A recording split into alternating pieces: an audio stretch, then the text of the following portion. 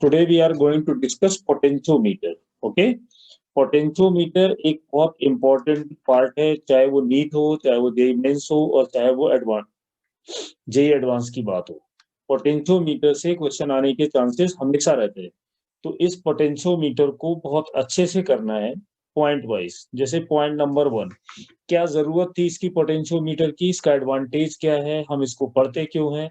जैसे इसको एक एग्जांपल से देखो। अगर मैं यहाँ पे ये मानता हूं कि एक रेजिस्टेंस है जिसका वैल्यू केवल 2 ओम है, और इस रेजिस्टेंस में अगर करंट की वैल्यू 10 एम्पियर आ रही है ऐसे, तो यहाँ पे अगर ये देखा जाए कि ये रेजिस्टेंस कितना पोटेंशियल यहाँ पे डेवलप होगा, या ये कहो कितना पोटेंशियल लॉस होगा। बेसिकली हमेशा ध्यान रखना है कि जब यहाँ पे करंट आती है तो करंट एक टाइप की एनर्जी को लेके आ रही है जो कि बैटरी ने दी है। बैटरी जो भी एनर्जी सप्लाई करती है चार्ज के मोशन में, वो सारी एनर्जी हमेशा रेजिस्टेंस में जाके खर्च हो जाती है। तो यहाँ पर अगर मुझे ये मालूम करना हो कि ये पोटेंशियल कितना है, तो हम लोग बोलेंगे आई आर। आई का वैल्यू है 10 एम्पियर और रेजिस्टेंस है 2, तो वोल्टेज यहाँ पे पोटेंशियल कितना होगा, 20 वोल्ट। ये तो हो गया, यानी कॉपी पे लिखा सामने दिखाई दे रहा है कि जब ये बैटरी से जो एनर्जी आएगी, यानी जो करंट आएगा जो रेजिस्टेंस से पास होगा, तो रेजिस्टेंस कितनी एनर्जी का यूज करेगा, जिसको अगर हम पोटेंशियल के टर्म में बोले तो वहां पे 20 वोल्ट आया। पर ये एक ऐसी चीज है, इसको मेजर करने के लिए डायरेक्ट उंगली से टच करके तो निकालोगे नहीं। यानी अगर यहाँ पर मैं एक वोल्ट मीटर लगा दूं, सपोज ये करंट आया और मैंने एक ये वोल्ट मीटर लगा दिया, ये वाला जो रेजिस्टेंस है वो 2 ओम था।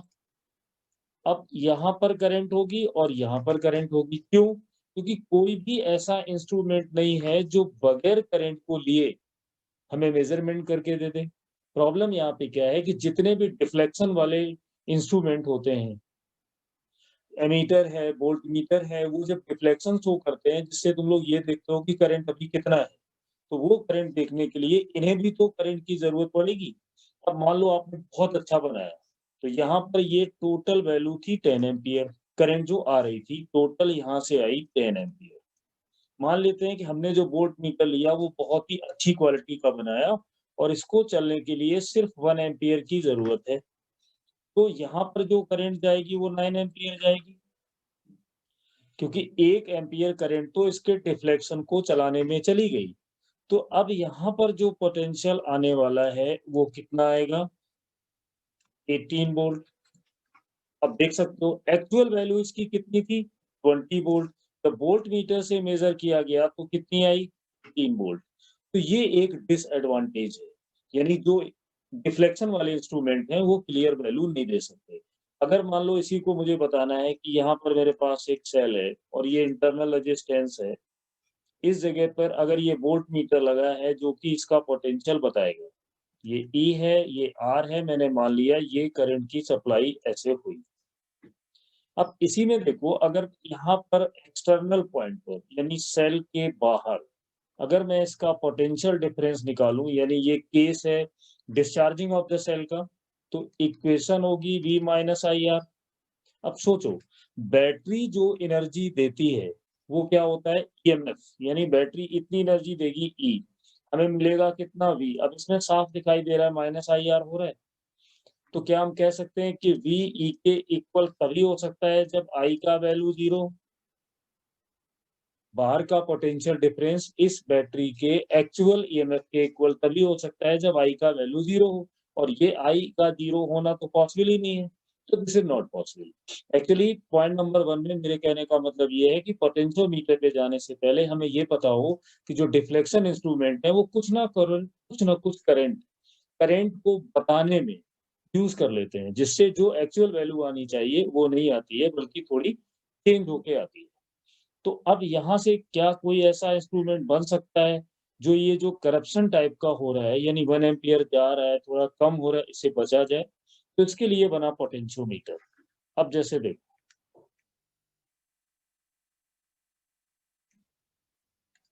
लोग क्या करेंगे, अब इसके आ रहे हैं पॉइंट नंबर 2 पर, और वो पॉइंट नंबर 2 क्या है,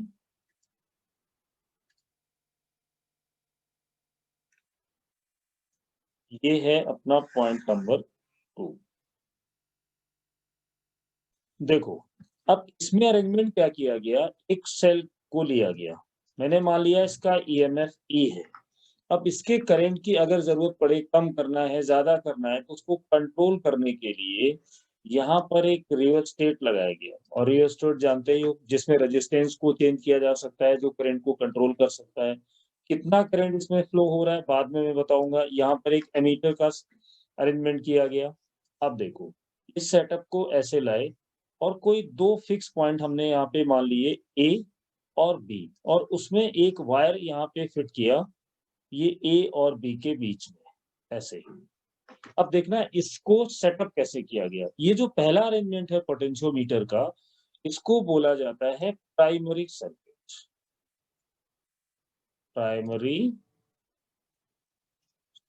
अब देखना इसका काम क्या होगा। ये जो बैटरी है, यहां से ये करंट निकलेगा, ऐसे आएगा, ऐसे आएगा, ऐसे आएगा। अब ए और बी के बीच में एक वायर लगा हुआ है, कंडक्टिंग वायर। वायर कोई भी हो, रेजिस्टेंस तो होता है। तो अब मैंने अभी क्या बोला था, इस बैटरी से जो ये करंट आएगी, ये करंट फ्लो क्यों की, जब बैटरी ने इलेक्ट्रॉन को पुल किया होगा किसी भी कंडक्टिंग वायर से अपने पॉजिटिव टर्मिनल की तरफ, तो करंट इलेक्ट्रॉन के फ्लो के अपोजिट चली होगी। अब बैटरी से जो एनर्जी निकली, जब वो इस वायर से पास होगी, तो इसके अंदर जो रेजिस्टेंस है, वो उस बैटरी से आने वाली एनर्जी को कंज्यूम करेगा। क्योंकि अभी मैंने क्या बोला था, बैटरी जो भी अपने पास एनर्जी रखती है और आने वाले चार्ज को जो भी एनर्जी देती है, जब वो चार्ज बाहर निकलता है, जैसे थोड़ी देर के लिए यहाँ पे देखो, अगर अपने पास ये बैटरी है, इस बैटरी का टोटल पोटेंशियल है, मान लेते हैं V। जब चार्ज यहाँ पे एंट्री करेगा और यहाँ से मान लीजिए बाहर जाएगा, मैं अगर इसको पॉजिटिव चार्ज मान लूं, तो इसको मैं करंट की डायरेक्शन में ले सकता हूँ, क्योंकि इलेक्ट्रॉन के अपोजिट करंट चलती है। साइन कन्वेक्शन थोड़ा क्लियर हो जाए, तो हमने ये मान लिया कि जो ये चार्ज आ रहा है वो पॉजिटिव है, और यहाँ से जो निकल रहा है वो भी चार्ज पॉजिटिव है, तो करंट की डायरेक्शन भी वही होगी। अब बताइए, बैटरी का टोटल पोटेंशियल भी है, ये पोटेंशियल तो नहीं है, ये है potential difference between two terminal. तो अगर मैं यहाँ पे मानता हूँ कि ये मेरा जीरो पोटेंशियल है, तो मैं कह सकता हूँ कि यहाँ पे भी होगा, क्योंकि इस टर्मिनल के बीच का डिफरेंस बी माइनस जीरो हो गया। मैंने पूछा कि जब चार्ज यहाँ पर था, तो उसके पास इनिशियल एनर्जी कितनी थी। आप बोलोगे क्यू इनटू पोटेंशियल। अब चार्ज क्यू है, पोटेंशियल जीरो है, तो जब ये पॉजिटिव चार्ज एंट्री किया, उस समय इसके पास टोटल एनर्जी क्या थी, तो आंसर है जीरो। जब ये चार्ज इस बैटरी के अंदर से निकला और यहाँ पे पहुंचा, अब मैंने फिर पूछा, बताइए इसके पास फाइनल एनर्जी क्या है, तो चार्ज इनटू पोटेंशियल। अब पोटेंशियल भी है, तो जब चार्ज एंटर किया, उसके पास एनर्जी का जो लेवल था वो जीरो था। जब वो चार्ज बाहर निकला, तो उसके पास पोटेंशियल था क्यू बी, यानी ये इसको मिला। ये कहाँ से आया, ये जब इसने बैटरी के टर्मिनल को क्रॉस किया, तो बैटरी ने इस पॉजिटिव चार्ज को इतनी एनर्जी दी। यहाँ पे बैटरी एनर्जी को दे रही है, मतलब बैटरी वर्क कर रही है। अब इस एनर्जी को लेके ये पॉजिटिव चार्ज आगे बढ़ेगा। तो मैं यहाँ पे ये बात कर रहा हूँ कि यही एनर्जी जो इस बैटरी से आने वाले चार्ज यानी पॉजिटिव चार्ज को मिलेगी, जिसको मैं करंट मानूंगा, वो चार्ज जब इस रेजिस्टेंस से होके निकलेगा, तो ये जो एनर्जी इस चार्ज को मिली है, ये जाती कहाँ है।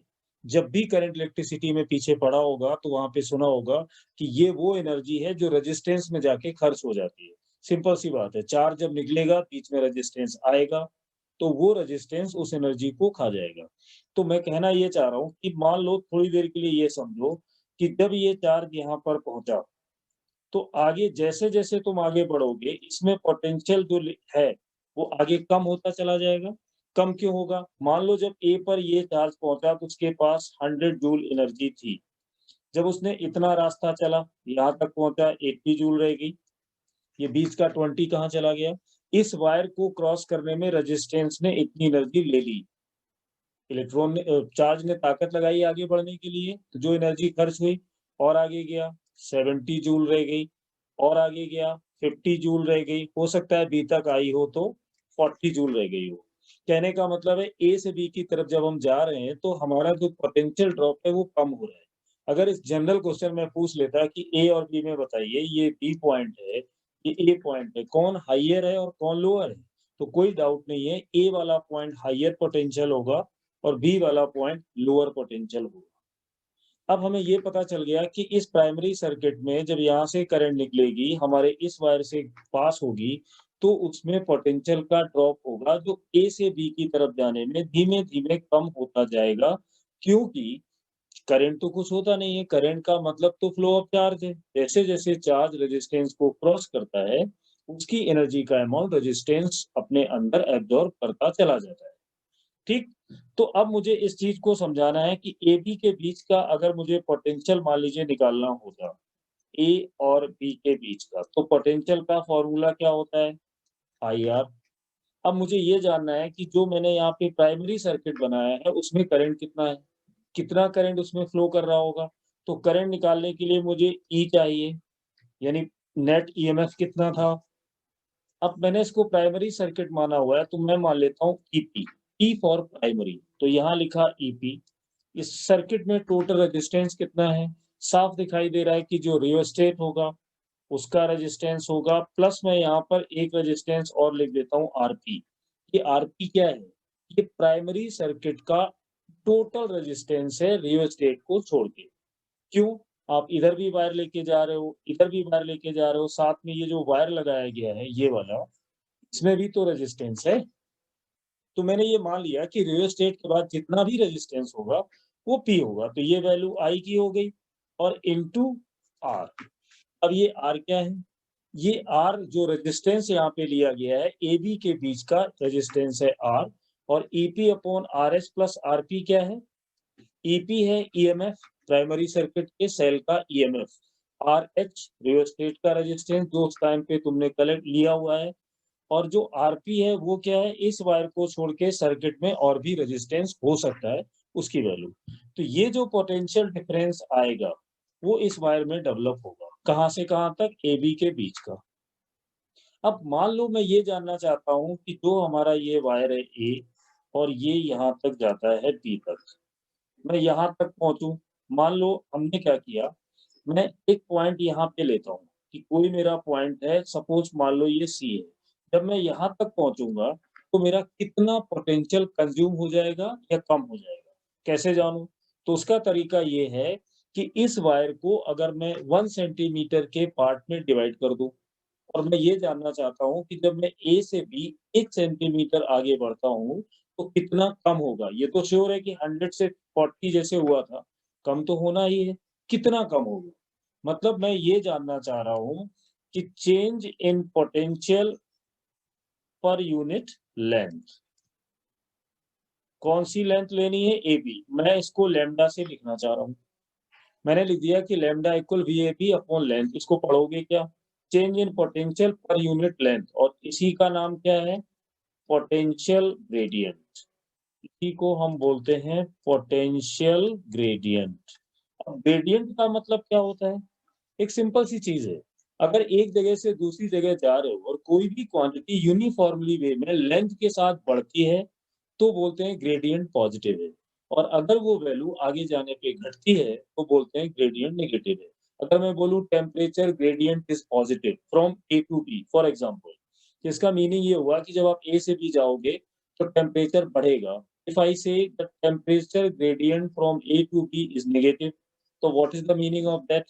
So meaning of this line is simple, because potential gradient is negative. It means when you will move from A to B, then temperature will decrease. तो यहाँ पे पोटेंशियल ग्रेडियंट का मतलब है, जैसे हम पढ़ते हैं linear charge density, volume charge density, surface charge density, उसी टाइप से यहाँ पे ये है change in potential per unit length means lambda. इसको बोलते हैं पोटेंशियल ग्रेडियंट। ये निकाला। अब अब यहाँ से देखिए प्राइमरी सर्किट में हमने क्या डिस्कस किया है। नंबर 1 एक सेल होगा, एक रियोस्टेट होगा, करंट मेजर करने के लिए एमीटर लगा होगा, और एक वायर होगा जिसको पोटेंशियोमीटर वायर भी बोलते हैं, ए और बी के बीच में, इसमें रेजिस्टेंस भी होगा। इस बैटरी से करंट आएगा, ए से बी जाने में धीमे-धीमे उसका पोटेंशियल कम होगा, बी तक आने में सबसे कम होगा, ए हाइयर पोटेंशियल पर होगा, बी लोअर पर होगा। और अगर हमें ये निकालना पड़ जाएगा कभी कि पर यूनिट लेंथ कितना चेंज होगा, तो हम कैसे निकालेंगे अगर इसको पूरी तरह से लिखें? AB का वैल्यू हमें मालूम है कितना है, पोटेंशियल डिफरेंस वो ये लिखा हुआ है, यानी EP इंटू R, और रेजिस्टेंस कितना है रियोस्टेट का, प्राइमरी सर्किट का resistance divide by the length of wire. तो ये हमारा पॉइंट नंबर 2 है, प्राइमरी सर्किट डिस्कस हुआ। अब पर्पस ये है कि इससे किसी अननोन ईएमएफ को सॉल्व कैसे किया जाएगा। हम लोग बातें ये कर रहे थे कि क्या कोई ऐसा इंस्ट्रूमेंट है जो डिफ्लेक्शन बताने के लिए करंट कंज्यूम ना करे, और वो बात तो पूरी नहीं हुई। यहाँ तो सिर्फ प्राइमरी सर्किट टाइप का कुछ डिस्कस हुआ है। तो इसमें अब अगले वाले बोर्ड पे इसको कंप्लीट समझो। देखो, जो पीछे सर्किट बना के आए उससे आगे बढ़ते हैं थोड़े। ये अपना EP है, यहाँ पर मैंने अभी क्या बोला था, एक रियोस्टेट है और एमीटर है। उसके बाद टर्मिनल A, यहाँ पर एक पॉइंट अपना B है, और इसको मैंने B के साथ कनेक्ट किया, और इस जगह बीच में एक वायर लगाया हुआ है, ये AB के नीचे एक मीटर स्केल भी लगा होता है जो आराम से बता देता है कि 1 मीटर गए या 2 मीटर गए। यहाँ से क्या करते हैं, इसको वायर लगाने के बाद एक और, ये देखिए EMF, एक और हम एक सेल लेकर आए, और उस सेल में क्या किया, थोड़ा आगे जाके गैल्वेनोमीटर सेट किया, और एक कनेक्टर जिसको जॉकी बोला जाता है। ये जॉकी क्या है, बेसिकली ये कंडक्टिंग मटेरियल का बना है, इस वायर में टच करोगे तो सर्किट को ये पूरा कर देगा। अब इसको हमें समझना है। देखो, मैंने ये मान लिया ये A पॉइंट है, और सपोज जब मैं A से X डिस्टेंस तक आगे जाता हूँ, और यहाँ पर कोई एक मैं पॉइंट ले रहा हूँ C, इसको मैंने मान लिया D, और यहाँ पे एक और पॉइंट मान लिया E। अब ध्यान से देखो, जो ऊपर वाला पार्ट है उसका जो पोटेंशियल डिफरेंस E मैंने यहाँ पे निकाला था, V इक्वल वो था लैम्डा इंटू एक्स। क्या मैं ऐसे लिख सकता हूँ? ये लैम्डा एक्स क्या है? ये लैम्डा की वैल्यू, अभी जो थोड़ी देर पहले मैं यहाँ पे बता रहा हूँ, लैम्डा की जो वैल्यू है वो है पोटेंशियल ग्रेडियंट बोलते हैं इसको। पोटेंशियल ग्रेडियंट का मतलब जब इस वायर में A से B जाओगे तो पर यूनिट कितना पोटेंशियल चेंज होगा वो मैंने लैम्डा से लिखा हुआ है। तो एक सेंटीमीटर जाने पे लैम्डा होता है, 2 सेंटीमीटर जाने पे 2 इंटू लैम्डा होगा, 3 सेंटीमीटर जाने पे 3 इंटू लैम्डा होगा। मैंने यहाँ पे लिया है कि मैं इस वायर से ऐसे मूव करते करते C पॉइंट पर पहुंचा, X डिस्टेंस चला, तो A और C के बीच का जो पोटेंशियल डिफरेंस होगा मींस A एंड C, वो होगा लैम्डा इंटू एक्स। ये मेरी इक्वेशन नंबर 1 हो गई। ठीक, फिर मैंने क्या किया, एक इस सर्किट को पूरा किया, और इस सर्किट का नाम रखा गया सेकेंडरी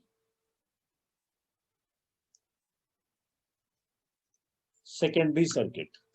सेकेंडरी सर्किट में एक सेल है जैस, और इसमें एक गैल्वेनोमीटर है जो डिफ्लेक्शन दे सकता है, और एक जॉकी है जो इस वायर को टच कर रही है।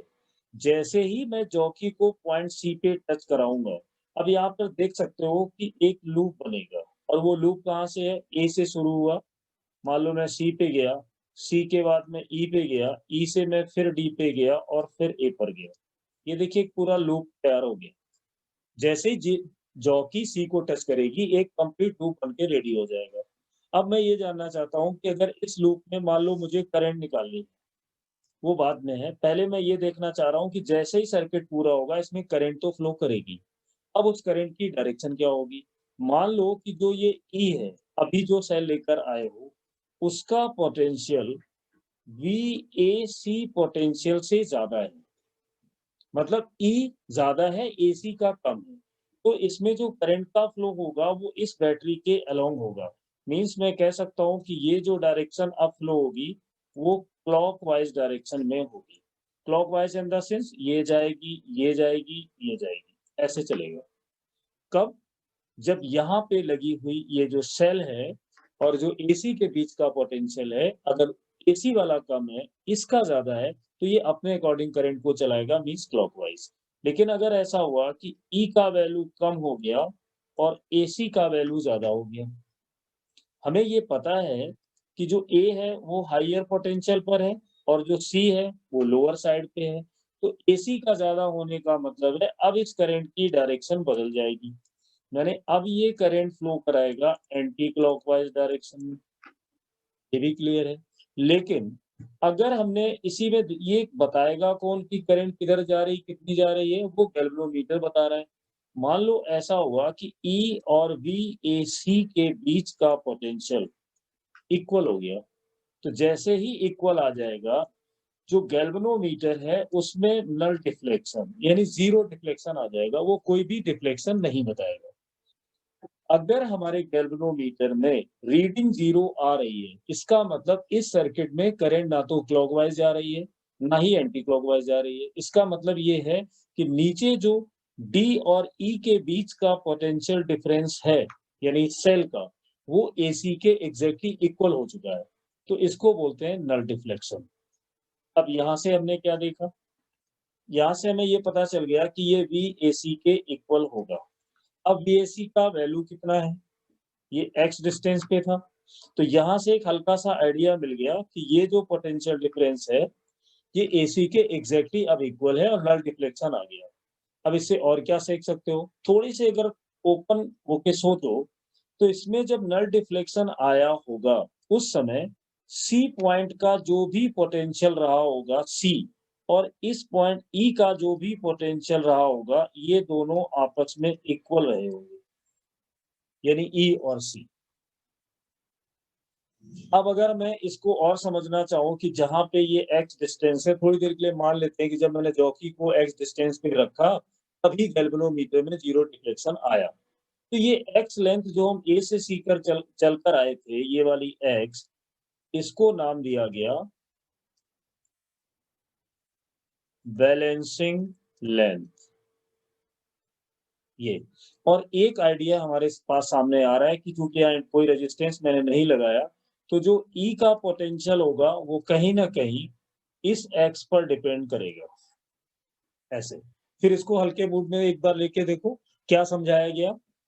सेकेंडरी सर्किट में जो सेल लगी हुई थी उसको जब जॉकी से कनेक्ट किया और सडनली गैल्वेनोमीटर में देखा कि कोई डिफ्लेक्शन नहीं है, इसका मतलब है कि एसी और डीई यानी एसी और डीई के बीच का जो पोटेंशियल डिफरेंस है वो इक्वल हो चुका है। क्योंकि जब तक पोटेंशियल डिफरेंस दोनों पॉइंट का इक्वल नहीं होगा, पोटेंशियल आपस में एक इक्विवेलेंस नहीं लाएंगे, तब तक करंट फ्लो करती रहेगी। जैसे इक्वल आएगा नहीं फ्लो करेगा।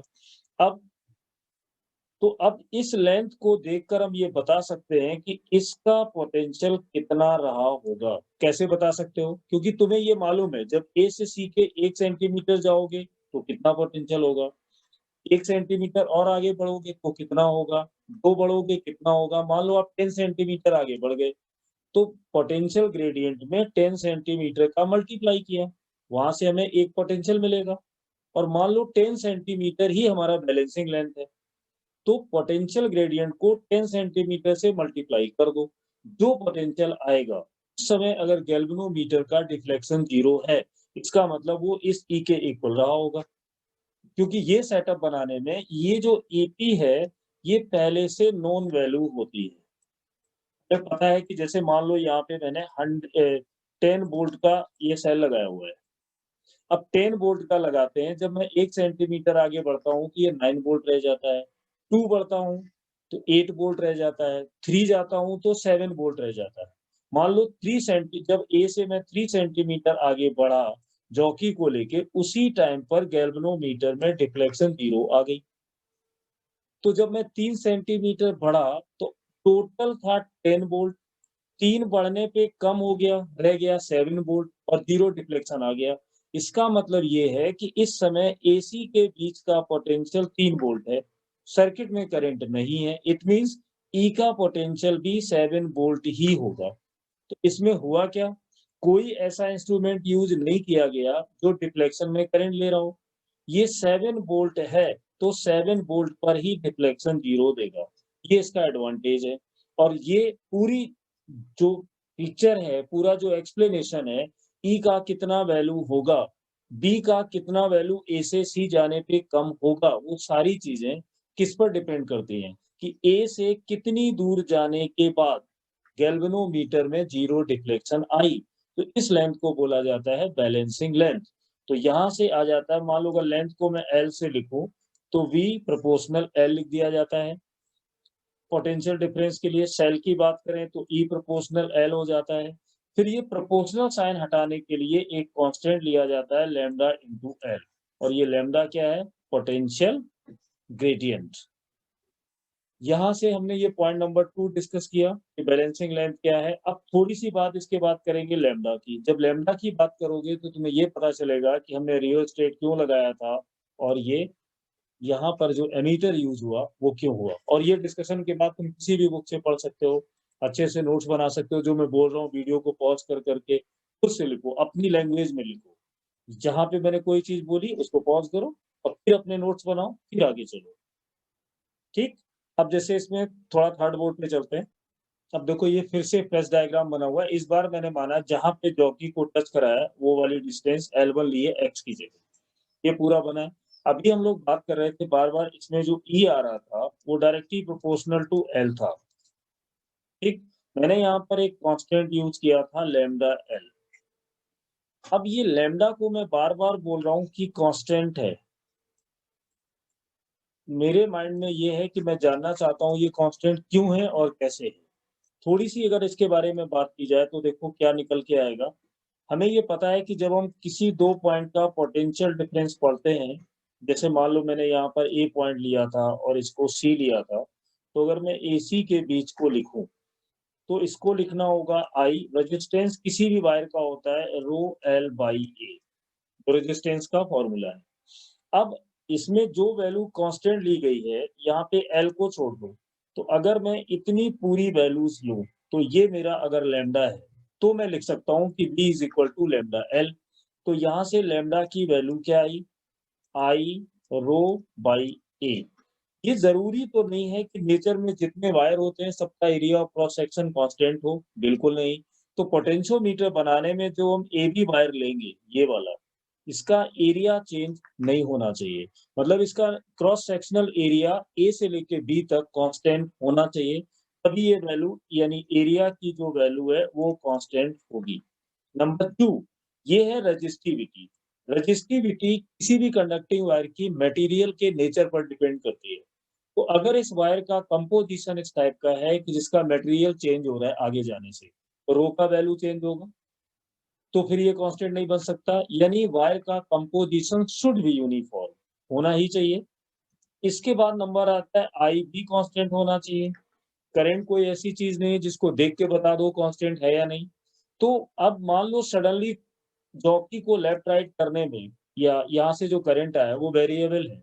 मैं चाहता हूँ कि मैं अपने एक्सपेरिमेंट को 2 एम्पियर पर करूँ, और करंट जब सेट करता हूँ तो 3 एम्पियर आ जाती है, तो हो ही नहीं रही है। तो क्या करेंगे, तो इस रियोस्टेट से हम रेजिस्टेंस की वैल्यू को बढ़ा देंगे, जिससे करंट 3 से 2 पर आ जाएगी। मान लो करंट आ रही है 4 एम्पियर और मुझे 5 पे ले जाना है, तो कैसे करोगे? अब रियोस्टेट से ये जो लगा हुआ है इससे रेजिस्टेंस की वैल्यू को कम कर दो तो करंट बढ़ जाएगी। तो रियोस्टेट का काम है प्राइमरी सर्किट में करंट को एडजस्ट करना और साथ में कांस्टेंट भी रखना। अब कांस्टेंट रखना किसका काम है? कैसे पता चलेगा? जब मैं एक्सपेरिमेंट कर रहा हूँ, जॉकी को इधर-उधर चला रहा हूँ, उस समय हमारे प्राइमरी सर्किट में करंट कांस्टेंट है या नहीं कैसे मालूम पड़ेगा? तो एक नज़र हमारी रहेगी इस एमीटर पर, क्योंकि एमीटर करंट को बता रहा है। तो अगर उसका नीडल लेफ्ट राइट करता है मतलब करंट कांस्टेंट नहीं है, तो हमें अपने एक्सपेरिमेंट को रीसेटल करना होगा और रियोस्टेट की हेल्प लेनी होगी। तो प्राइमरी सर्किट में रियोस्टेट का काम है करंट को एडजस्ट करना, कम है तो ज़्यादा करो, ज़्यादा है तो कम करो, और एमीटर का काम है करंट को देखना। इस टाइप से हम आई की वैल्यू को भी कांस्टेंट रखते हैं, तब ये लैम्डा आपका कांस्टेंट बनता है। तो ये जो पूरा डिस्कशन है कि E इज इक्वल टू जो लैम्डा L1 आया ऐसे, जो मैंने एक पहले वाले पेज में निकाला, वो इस बात पर डिपेंड करता है कि वायर कैसा हो, रियोस्टेट का काम क्या है, एमीटर का काम क्या है और बैलेंसिंग लेंथ क्या है। दूसरा, इसमें अगर आपसे कोई पूछता है कि कोई भी पोटेंशियोमीटर है, रेंज ऑफ पोटेंशियोमीटर का क्या मीनिंग होता है? अक्सर लिखा देखा होगा रेंज ऑफ पोटेंशियोमीटर, इसका मीनिंग क्या है? रेंज का मतलब ये है कि मान लो मेरे पास एक ई का वैल्यू 100 वोल्ट है, तो क्या मैं पोटेंशियोमीटर का यूज कर पाऊंगा या नहीं कर पाऊंगा? तो उसके लिए जो ये वायर है ए से बी, आप इसका कंपैरिजन ए और बी के बीच में होने वाले पोटेंशियल वेरिएशन में ही कर पाओगे। यानी ए से बी तक अगर ए पर आने पे 100 वोल्ट है और बी पे जाने पे इसका 100 का 100 कम हो जाता है। यानी हर एक बीच में 1 सेंटीमीटर के बाद इसका 10 वोल्ट कम होता है। तो इसका मतलब है कि 100 से जब हमने स्टार्ट किया, तो बी पर पहुँचने पे 0 आया। तो इस पोटेंशियोमीटर का रेंज क्या है? 100 वोल्ट। यानी इसमें जो ई यूज़ होगा वो कितना कितना तक ले सकते हो? 100 तक ले सकते हो। तो ये जो वायर की लेंथ है इसको बोलते हैं रेंज ऑफ पोटेंशियोमीटर। ऐसे इसको हम निकाला करते हैं। दूसरा नेचुरली जब पोटेंशियोमीटर बनाया जाता है तो उसमें एक चीज़ और आती है और वो छोटा-सा वर्ड होता है सेंसिटिविटी। किसी भी इंस्ट्रूमेंट का सेंसिटिविटी अगर मुझे बताना है, सेंसिटिविटी का मतलब क्या है? कि वो किसी वैल्यू को एक्यूरेसी के साथ कैसे दे सकता है। मान लो एक पोटेंशियोमीटर है, जब मैं जॉकी को 1 सेंटीमीटर बढ़ाता हूँ, तो उसका पोटेंशियल ग्रेडियंट 0.0001 आता है वोल्ट में। ये वैल्यू बिल्कुल नेग्लिजिबल दिखाई दे रही है। एक और पोटेंशियोमीटर है, जब मैं उसमें जॉकी को 1 सेंटीमीटर आगे बढ़ाता हूँ, तो उसका पोटेंशियल ग्रेडियंट 1 वोल्ट पर सेंटीमीटर, क्योंकि ये लेंथ के साथ चेंज होगा, 0.1 आ जाता है। एक और पोटेंशियोमीटर है, जब मैं ए से सी की तरफ 1 सेंटीमीटर जाता हूँ, तो पोटेंशियल ग्रेडियंट का चेंज मान लो इमेजिनरी 5 वोल्ट पर सेंटीमीटर हो जाता है। इसका मतलब जो लास्ट वाला है वो ज़्यादा सेंसिटिव है। सेंसिटिव का मतलब थोड़ा-सा खिसका और ड्रॉप 5 वोल्ट पर सेंटीमीटर हो गया। दूसरा बहुत कम है और जो पहला वाला था वो तो बहुत ही ज़्यादा कम है। तो यहाँ से इसका मतलब क्या निकल के आ रहा है कि जिस पोटेंशियोमीटर का पोटेंशियल ग्रेडियंट जितना ज़्यादा होगा, तो उसकी सेंसिटिविटी उतनी ही ज़्यादा होगी। यानी हम लोग कह सकते हैं कि जो सेंसिटिविटी है, जो अभी जिसकी हम बात कर रहे हैं, sensitivity inversely proportional to PG. PG means potential gradient. जिस पोटेंशियोमीटर का पोटेंशियल ग्रेडियंट जितना ज्यादा होगा, वो थोड़ी सी डिस्टेंस में उतनी वैल्यू ज्यादा देगा, जिसको रीड करना, जिसको ऑब्जर्व करना आसान होगा। तो सेंसिटिविटी पोटेंशियोमीटर की बढ़ाई जा सकती है अगर हम उसकी पोटेंशियल ग्रेडियंट को बढ़ा दें। अब दिक्कत ये आती है कि पोटेंशियल ग्रेडियंट बढ़ेगी कैसे? तो पोटेंशियल लिया हमने ए और सी के बीच का, लेंथ से डिवाइड किया। तो हम और कुछ तो नहीं कर सकते। अगर मैं लेंथ को बढ़ा दूं, अगर ये लेंथ बढ़ेगी तो पोटेंशियल ग्रेडियंट का वैल्यू कम हो जाएगा, और अगर पोटेंशियल ग्रेडियंट का वैल्यू कम हुआ तो सेंसिटिविटी बढ़ जाएगी। अब यहाँ पे अजीब चीज़ है, अभी मैं कह रहा था कि इसका पोटेंशियल ग्रेडियंट सबसे ज़्यादा है, इसका बहुत कम है, इसका बहुत कम है, और पोटेंशियल ग्रेडियंट अगर बढ़ता है तो सेंसिटिविटी बढ़ जाती है। अब मैं कह रहा हूँ कि पोटेंशियल ग्रेडियंट कम होगा तो सेंसिटिविटी ज़्यादा होगी, ये क्या चक्कर है? ध्यान से सुनना, जब मैं 1 सेंटीमीटर जाता हूँ तो 0.0001 कम होगा। जब मैं आगे जाऊँगा तो 0.1 कम होगा, और तीसरे वाले में जाऊँगा 1 सेंटीमीटर तो 5 कम होगा।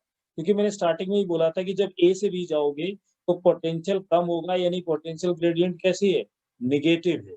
तो अगर ये पोटेंशियल ग्रेडियंट की वैल्यू कम करते चले जाओगे लेंथ बढ़ाते-बढ़ाते, तो पोटेंशियल ग्रेडियंट जैसे-जैसे कम होती चली जाएगी, सेंसिटिविटी वैसे-वैसे ही बढ़ती जाएगी। तो जितनी जल्दी कम करेगा, उतनी ज़्यादा सेंसिटिविटी होगी।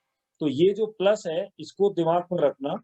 5 का मतलब ज़्यादा भी होता है, अगर मैं -5 बोल दूँ तो कम हो जाता है। तो कहने का मतलब ये है कि जैसे ही हम ए से बी आगे जाते हैं, ड्रॉप बहुत ज़्यादा जिसमें होगा, उसकी वैल्यू को रीड करना आसान होगा, तो उसकी सेंसिटिविटी ज़्यादा होगी।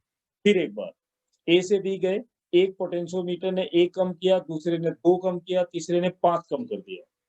तो 5 जो कम कर रहा है, -5 जिसका आ रहा है, यानी उसका पोटेंशियल ग्रेडियंट -5 बहुत ज़्यादा कम है एज़ कंपेयर टू +1। तो जैसे ही पोटेंशियल ग्रेडियंट कम हुआ, सेंसिटिविटी बढ़ गई। तो इसीलिए जो आइडियल पोटेंशियोमीटर जैसे बनाते हैं, तो ए और बी के बीच का जो लेंथ होता है ना, वो अप्रॉक्सिमेटली 10 मीटर होता है। अभी 10 मीटर होता कैसे है? ये बनता कैसे होगा? अब इसको मैं दिखा देता हूँ। देखना एक और बोर्ड ले लेते हैं, उस पे में बना के दिखाते हैं कि अगर इसको अच्छा मोर सेंसिटिव बनाना है तो कैसे बना होगा। पुराना सर्किट वही रहेगा, मैं सिर्फ बात कर रहा हूँ पॉइंट ए की। अब देखिए मैं ए को यहाँ ले गया, एक यहाँ पे कॉपर स्ट्रिप लगा दी, फिर ये लाए, ऐसे देखिए, ऐसे करते जाइए। 1 2 3 4 5 6 7 8 9 10 और यहाँ पे लगा दिया बी पॉइंट। अब ये क्या था? ये वायर है, यहाँ से अपना वही ईपी है, ये रियोस्टेट है, यहाँ पर एमीटर है और ये कनेक्शन देखिए ये बी के साथ है और ये ए के साथ है। ये हो गया हमारा प्राइमरी सर्किट। अब इस जो वायर की लेंथ थी 1 मीटर 1 मीटर 1 3 4 5 6 7 8 9 10 जनरली 10 होता है। तो इस तरह से हम वायर को घुमाते हुए चले जाते हैं, यहाँ पे कॉपर स्ट्रिप लगाते जाते हैं, उसकी लेंथ को बढ़ा देते हैं। तो ये बन के रेडी हो जाता है मोर सेंसिटिव पोटेंशियोमीटर। तो ये थी पोटेंशियोमीटर की एक बेसिक इंट्रोडक्शन, कैसे चलती है। अब इसके 2 यूज़ हैं, वो दोनों यूज़ अभी देखो। और वो बहुत छोटा-सा पार्ट है, बहुत जल्दी करोगे। इसका बेसिकली हम लोग यूज़ कैसे करते हैं वो देखना है। जनरली पोटेंशियोमीटर का यूज़ होता है सेल के ईएमएफ के कंपैरिज़न में। जैसे मैं बहुत जल्दी से अगर एक प्राइमरी सर्किट पूरा करूँ, ईपी हो गया, रट गया होगा, रियोस्टेट हो गया, फिर आपका एमीटर हो गया, फिर यहाँ से पॉइंट ए आ गया, पॉइंट बी आ गया, प्राइमरी सर्किट बन के रेडी हो गया। ठीक? यहाँ पर क्या किया, एक सेल लगाया, इसका ईएमएफ 1 और एक की लगा दी। यहाँ पर एक और, ये है E1 और ये है E2, ये 2 और ये जो कनेक्शन है यहाँ पे गैल्वेनोमीटर है और ये रहा जॉकी, ऐसे।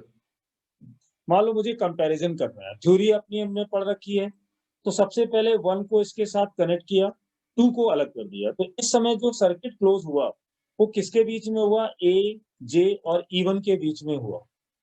तो इसमें क्या करेंगे, जब हम E1 निकालेंगे तो वही पुरानी थ्योरी के अकॉर्डिंग L1, मान लो जब हम जॉकी को L1 लेंथ पर रखते हैं, ए से L1 डिस्टेंस आते हैं 10 सेंटीमीटर, 40, 50 कुछ भी, तो मुझे गैल्वेनोमीटर 0 डिफ्लेक्शन देता है। ये फर्स्ट इक्वेशन होगी।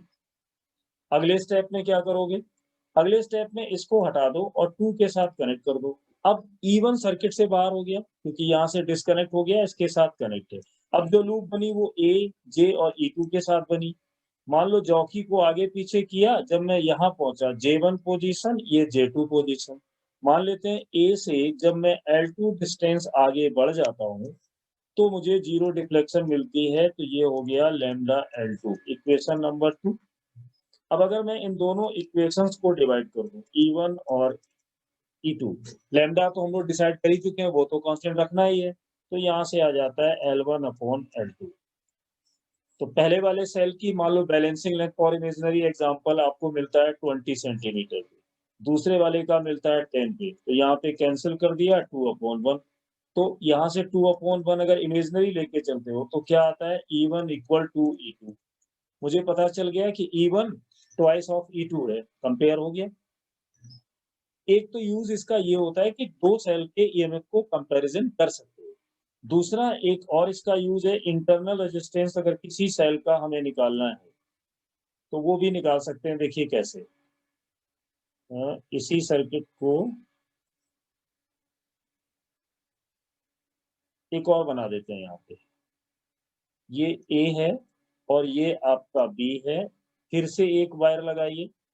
इस सर्किट को हम लोग फिर से पूरा कर लेते हैं, याद हो जाएगा। ईपी, रियोस्टेट, उसके बाद एमीटर, एमीटर के बाद ये कनेक्शन।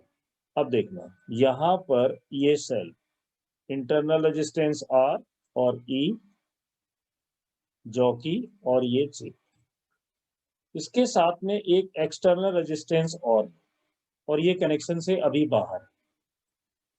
हम पूरे डिस्कशन में देख रहे थे कि इंटरनल रेजिस्टेंस का कोई रोल नहीं आ रहा था। तो फर्स्ट में अगर मैं यहाँ से ई की वैल्यू निकालूं तो फिर आ जाएगा लैम्डा L1।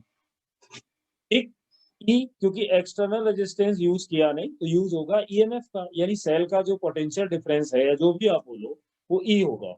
और मान लेते हैं कि पहले वाले केस में ये लेंथ L1 आई, बैलेंसिंग लेंथ, इक्वेशन 1 बना दी। अब मैंने इसमें क्या किया, इसको भी ऐड कर दिया इसके साथ। अब ये पूरा सर्किट बन के रेडी हुआ। तो जब यहाँ से यहाँ दोनों पॉइंट अगर कोई भी मान लूं मैं, जैसे मान लो ये x है और ये y है, अब मैं x y, अब जो जॉकी खिसकाई, सपोज वो J2 पर पहुंची और वो मुझे लेंथ मिली L2, पर इस समय आप निकाल क्या रहे हो, potential difference between x and y, तो ये एक्सटर्नल रेजिस्टेंस भी शामिल हो गया। तो अब यहाँ E नहीं लिखोगे, ऐसे लिखोगे VXY लैम्डा L2। अब ये दूसरी इक्वेशन आ गई। यहां से अगर मैं रेशियो निकालूं तो मैं लिखूंगा E/V L1/L2, ये मेरी थर्ड इक्वेशन है। पर मेरा टारगेट क्या था, इंटरनल रेजिस्टेंस को निकालना। तो यहाँ से अब ये सिंपल कैलकुलेशन बचती है, सेल जब, यानी ईपी की अगर मैं बात करूं, सेल जब डिस्चार्ज होता है तो ये इक्वेशन पड़ी होगी E-IR, जब सेल का एनर्जी और पावर पढ़ते हैं। तो यहाँ से देखना, अगर मैं IR लिखूं तो ये बनेगा E-B, और अगर मैं सिर्फ R लिखूं तो ये होगा EB/I। और ओम्स लॉ से मैं एक अप्रोक्सीमेशन एनालॉग बना रहा हूँ, IR होता है, राइट। अगर मैं I की वैल्यू को हटाऊं तो बनेगा V/R, ठीक। तो इंटरनल रेजिस्टेंस का फॉर्मूला थोड़ा इधर लिख देते हैं, क्लियर समझ में आएगा। ये इधर से आके यहाँ पे, तो स्मॉल r इक्वल E-B/, अब देखिए I की जगह मैंने क्या लिखा, V, और R आ जाएंगे ऊपर।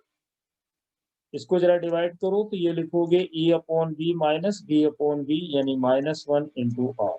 मैंने V को डिवाइड कर दिया, E/B, B/B -1 आएगा। अब ये एक सिर्फ फॉर्मूला बनाने की एक्सरसाइज थी। E/V का वैल्यू कितना है, L1/L2। तो यहां से लिख सकते हो L1/L2 -1 इंटू R। तो ये इंटरनल रेजिस्टेंस निकालने का जो फाइनल फॉर्मूला अपने पास आया, वो आया R इक्वल L1/L2 -1 और साथ में R, ये वाला। तो ये एक पोटेंशियोमीटर है। पोटेंशियोमीटर में अच्छे से देख लिया वायर का क्या है, कैसे बनता है। ये था हम लोगों का पोटेंशियोमीटर का थ्योरी पार्ट। तो थ्योरी पार्ट पूरी तरह से कंप्लीट हो गया। अब कल वाला जो पार्ट होगा पोटेंशियोमीटर का, it will be based on pure numericals. तो कल इसमें हर टाइप के न्यूमेरिकल्स करेंगे, जो बोर्ड के लिए, नीट के लिए, मेंस के लिए, एडवांस के लिए, पूरे अप टू लेवल तक जाना है। Thank you.